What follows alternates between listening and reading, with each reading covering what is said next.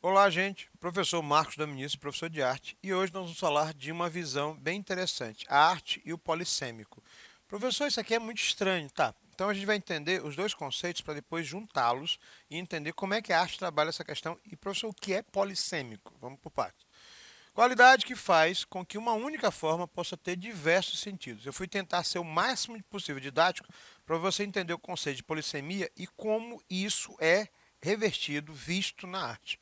Contexto, utilização, inserção, estilos. Yuli, em 1985, ele definiu a polissemia como, na arte dessa maneira. Linguísticas, a diversidade de escolas, a dinâmica do sentido e uma nova significação.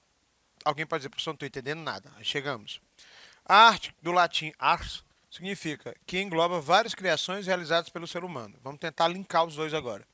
Uma expressão, visão, abordagem sensível do mundo real e imaginário. É a forma como a arte se define. É a forma como você consome arte, como você produz arte. Para quem ainda não entendeu, a gente respira arte, só não tem noção disso. Você gosta de música, dança, produção audiovisual, séries, filmes, cinema, teatro, desenho, pintura, grafite, tudo isso é arte que você consome, mas que você talvez não tivesse noção. Então, essa visão e abordagem sensível do mundo é a tua visão da arte. Diferentes conotações da palavra arte. Aí entra o conceito da polissemia. Onde eu quero chegar? Produto da transformação das diversas ideologias que definem o trabalho humano. Investimento físico, mental e emocional, dirigido e a transformação do mundo. Eu vou um pouco mais à frente, depois eu volto nisso. Polissemia. O que é polissemia? É o nome que se dá ao fato de um termo apresentar mais de um sentido, mais de um significado especificamente. O sentido depende também do contexto que ele é empregado, para você entender como a polissemia e a arte trabalham juntos. Exemplo, a palavra manga. Eu estou entrando na área das minhas colegas, a Conceição e a Cacau. Manga pode ser uma parte do vestuário onde se enfia o braço, a manga da minha camisa, beleza? Manga pode ser qualquer peça em forma de tubo que reveste ou protege uma peça. Canos de PVC, por exemplo, eles têm uma manga que encaixa para proteger ou reforçar uma parte do cano para não ficar flambando ou balançando. Manga pode ser o fruto da mangueira, polissemia. A mesma palavra tem vários significados. Agora fica mais fácil de entender, certo? Homonímia, diferente da polissemia. As palavras têm a mesma pronúncia, mas grafias ou significado diferentes. Estou entrando na área das minhas colegas de produção textual e gramática. Acento com C é o sinal gráfico, acento com dois S é o lugar onde sentar. Então, diferenciar polissemia de homonímia, ok? Quando a gente fala de polissemia, eu vou utilizar o trabalho do Denis Carvalho, que ele mesmo define como polissemia, ou seja, utilizar a mesma estrutura para dar vários significados diferentes. Do que é que trata? A técnica dele é caneta esferográfica, aquela que a gente usa para escrever numa folha de caderno ou nos cadernos de vocês. E aí ele vai criando, através do sentimento pessoal, a melhor forma de buscar uma reflexão sobre assuntos diversos do mesmo tema ou no mesmo tema, que abrangem de forma alguma um contexto histórico ou social. É a forma como ele vê determinado assunto sobre várias maneiras diferentes. Polissemia na arte. Tá dando para entender? Mas ele não foi o único. Eu estou colocando um artista mais contemporâneo, né, quando ele diz que a arte é uma extensão do que ele sente. Mas se a gente levar em consideração, essa arte é uma extensão de que todos os artistas, em várias manifestações, em vários períodos diferentes, em várias épocas diferentes, representaram seus sentimentos. Alguns externalizando, alguns pegando as inspirações e referências externas e alguns tirando internamente suas próprias referências. Ou seja, essa relação entre a polissemia e a arte, ela já existe há mais tempo do que a gente imagina. Os Pescadores do Mar, do William Turner. Gente, eu coloquei esse quadro porque não tem uma vez que eu já tenha colocado isso em sala de aula, onde os alunos ficam, nossa, que quadro maravilhoso, descrevê-lo fisicamente, né? A palavra original era eitese, significa sensação. Qual é a sensação que você tem quando olha do William Turner, que é um homônimo de um personagem do Piratas do Caribe, ao quadro Pescadores no Mar? Bom, a contemplação da obra e você tem a lua, os pescadores e o mar agitado. Beleza. Vamos entender o que o artista quis falar sobre isso. A fragilidade da vida humana, um barquinho pequenininho, né? E o poder da natureza gigantesca que o mar está revolto, com a única luz grandiosa, que é a luz da lua, em oposição a uma lanterninha pequenininha. Ou seja, você é nada perante a natureza. Eu já tenho uma outra forma de analisar polissemicamente, né, esse quadro. A luz fria da lua em contraste com o leve brilho quente da lanterna. A grandiosidade da natureza comigo, que não sou nada perto dela. Eu não tinha percebido isso, professor. O objetivo é justamente esse, é você pensar sobre essas possibilidades. Polissemia significa multiplicidade de sentidos. Então fica mais fácil entender. Significa dizer que quando você tem uma obra para analisar, ela pode ser literalmente aquilo que você vê, mas ela pode ser algo a mais. E essa multiplicidade de sentidos, ou seja, a arte é perceptível para nós, mas ela não possui apenas a obra, e também muito nesse caso, apenas um meio, um único meio. Ela não é apenas uma pintura, ela pode ser considerada arte. A gente acha que só as pinturas, só os desenhos são arte. Você tem uma gama muito maior. A arte tem vários meios e formas de expressões, ou seja, você também tem a polissemia nas linguagens da arte. Você pode representar a mesma obra com várias linguagens diferentes. Algumas linguagens da arte trabalham com cores, tons, movimentos, expressões corporais, movimentos corporais, e esses elementos dão vida a outras formas artísticas, a música, as pinturas, a body art, a dança, o teatro, entre outras coisas. Achei a obra dessa artista maravilhosa. Paula Rego fez A Polissemia do Feminino, Histórias e Segredos. Ela vai colocando vários quadros, eu coloquei 2 delas, né, onde o desenho, a pintura e as histórias se relacionam com e escondem segredos. Né? Qualquer narrativa é uma ficção e os quadros mostram espantosas e inquietantes narrativas figuradas do feminino. Exemplo, uma mulher vestida elegantemente como se estivesse num período bem mais antigo, talvez no início do século XIX, final do século XIX, início do século XX, onde ela segura a esponja que lava a louça e a espada na outra.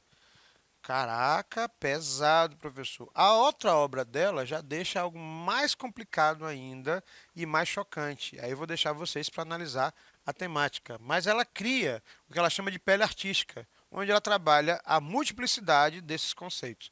Não nesse quadro, mas em outros, vários. Bissexualidade, infância, igualdade de gênero, ambiguidade e ambivalência, ativo-passivo, masoquismo e erotismo, submissão e libertação, privado, público, individual e social. E é mais complicado porque trata-se de uma figura feminina, uma mulher representando, nesse caso, né, uma mulher cis representando, nesse caso, essa representação do mundo feminino que muitas vezes é podado. Né? E eu falei exatamente que o objetivo era chocar essa leitura. Arthur Danto, né, chama mundos da arte, art world, ou seja, o conjunto de agentes, produtores, gestores, comerciantes e público que dão vida social aos objetos criados com fins estéticos. Onde é que o senhor quer chegar? O produto de uma transformação histórica é o terreno da criatividade do artista, é ali que ele vai buscar a base. A arte livre, livre de pressões políticas, livre de pressões econômicas, livre de pressões conceituais, ela te dá um novo nicho de interpretação sobre o que você está vendo. Hoje não há um único sentido para a expressão da arte. Aí eu vou colocar alguns ganchos para você entender. Ontem eu estava numa sala de aula presencial e eu disse: não existe um conceito só de arte. O que existe é um conceito onde você internaliza e às vezes você não sabe colocar no papel, até falar, mas quando você analisa, esse conceito faz parte do seu próprio ser, que não é necessariamente o conceito de outra pessoa. Ah, os diversos significados da arte que todos nós utilizamos no cotidiano. Eu coloquei alguns rapidinho para a gente entender, depois eu volto ali. A arte evoca o mistério sem o qual o mundo não existiria, disse René Magritte no surrealismo. A arte permite que nos encontremos e nos percamos ao mesmo tempo, diz Thomas Merton. A arte é essencialmente uma afirmação, a bênção e a divinização da existência, Nietzsche. Toda arte é apenas uma imitação da natureza, Sêneca, na Roma Antiga. A arte é a disposição humana da matéria sensível ou do inteligível para um fim estético, James Joyce. A arte é a fuga da personalidade, T.S. Eliot. A arte é uma experiência e não um objeto, Robert Motherwell, um pintor do expressionismo figurativo e abstrato americano. A arte não é um espelho erguido para a realidade, mas um martelo para moldá-lo, Vladimir Mayakovsky, para facilitar meu intérprete. O propósito da arte não é tirar a poeira da vida diária de nossas almas, Pablo Picasso. A arte é um esforço para fazer você andar meio centímetro acima do solo. Yoko Ono, artista, falecido John Lennon, dos Beatles, e uma artista fantástica. A arte é uma busca louca pelo individualismo. Paul Gauguin, pós-impressionista, final do século XIX. A arte é uma linha em torno de seus pensamentos. Gustav Klimt, que é um artista extremamente conhecido. Então, quando eu coloquei alguns, poucos, porque tem muito mais conceito, cada artista tem o seu próprio conceito, e você nem precisa ser artista para ter o seu conceito de arte, porque toda vez que eu pergunto nas minhas turmas o que é arte, sempre começa com o título. É uma forma de expressar. Expressar o quê? Aí entra o tema da nossa aula. A polissemia, nesse caso, ela vai te dar vários conceitos para a mesma palavra, ou várias ideias, vários significados para a mesma palavra. Eu coloquei 4 obras de 4 artistas diferentes que falam sobre a mesma estrutura. O primeiro deles, o segundo, o terceiro e o quarto. Diálogo com as pestes, pragas, epidemias e pandemias. Pandemias, eu falei pandemias?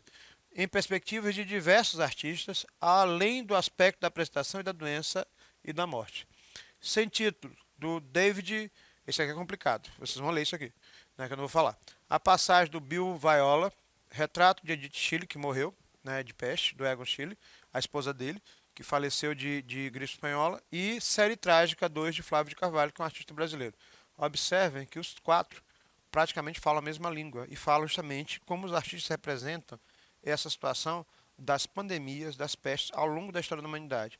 Eu estava comentando numa sala de aula recentemente, né, que os artistas vão ter muito material com essa situação da guerra em aspectos extremamente variados que está acontecendo entre a Ucrânia e a Rússia. A arte é um reflexo do que acontece.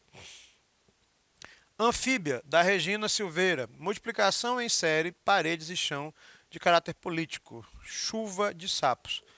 Esses sapos são comparados, segundo ela, a políticos.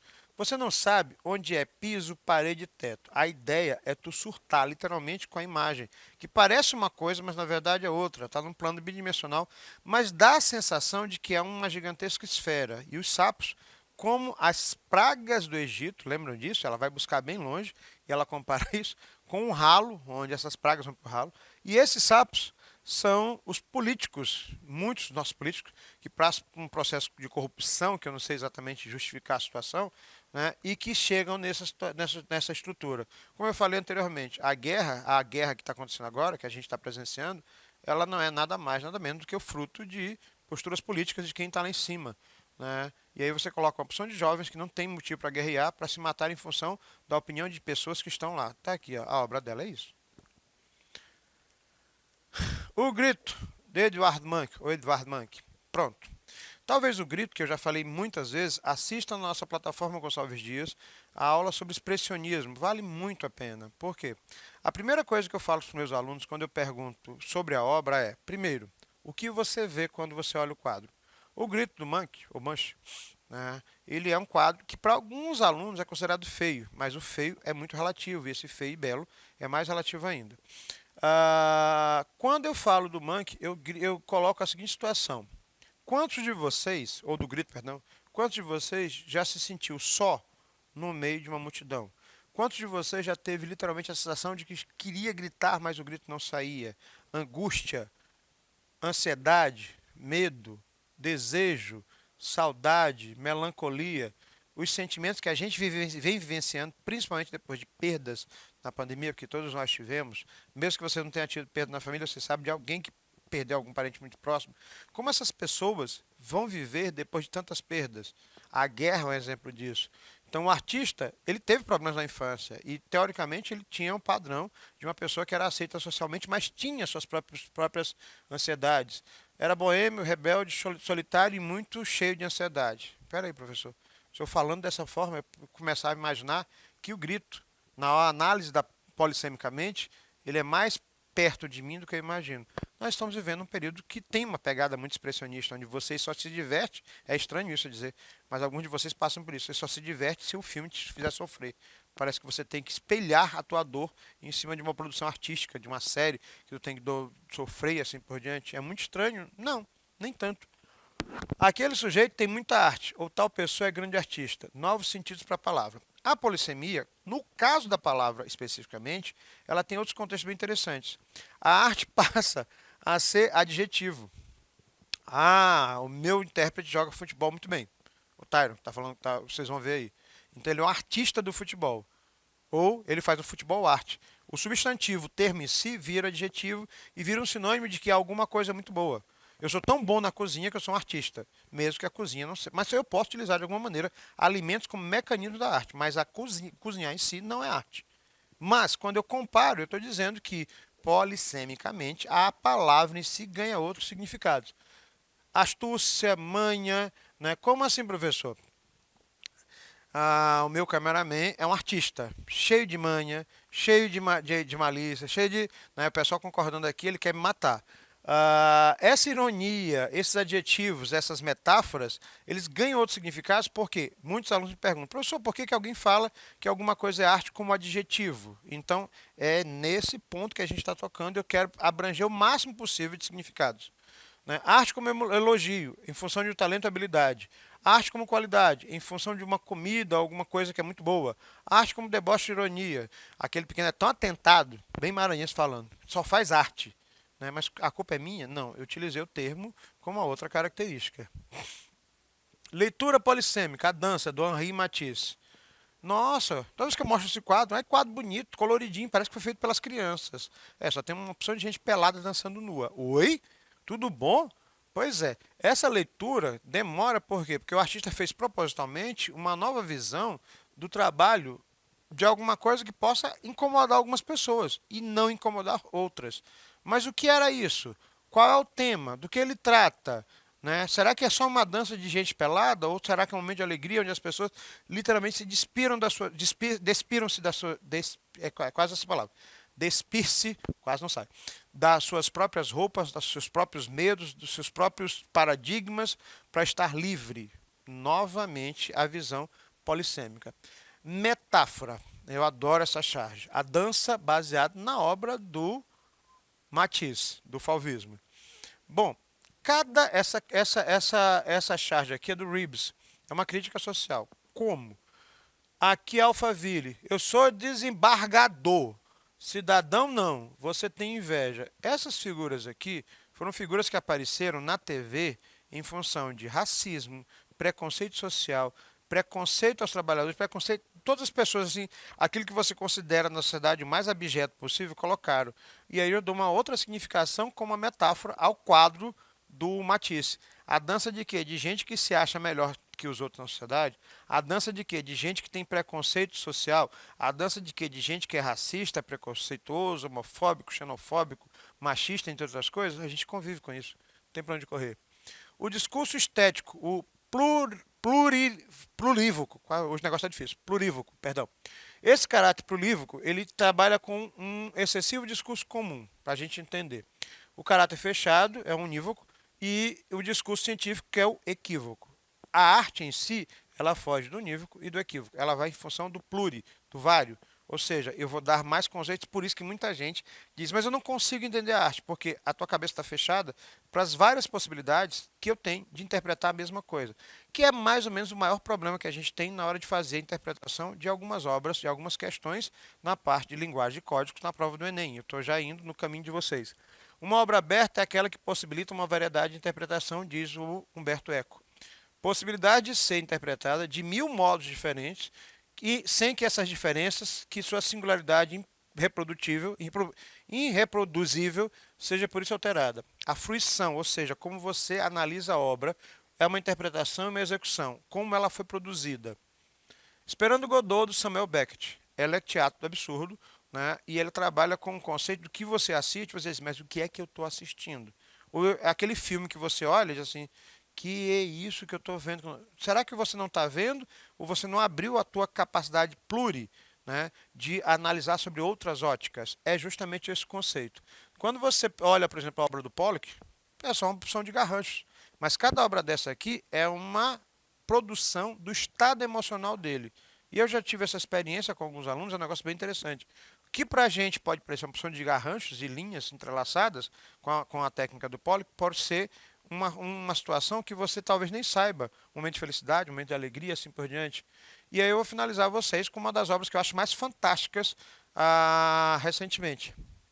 O Luciano Garbatti, ele produziu uma obra chamada Medusa com a cabeça de Perseu, porque a obra clássica é Perseu com a cabeça de Medusa.